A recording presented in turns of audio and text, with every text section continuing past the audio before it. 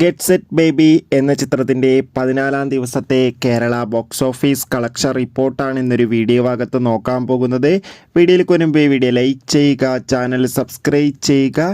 ഈ വരുന്ന May, March, April മാസങ്ങളിൽ അങ്ങോട്ട് ധാരാളം ചിത്രങ്ങൾ OTT റിലീസ് ചെയ്യും.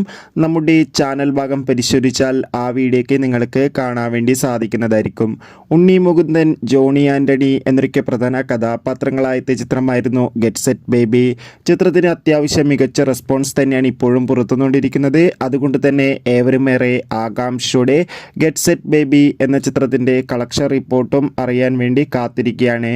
ഫൈനലി ചിത്രത്തിൻ്റെ 14-ാം ദിവസത്തെ കേരള ബോക്സ് ഓഫീസ് കളക്ഷൻ റിപ്പോർട്ടൊക്കെ പുറത്തുവന്നിരിക്കുകയാണ്.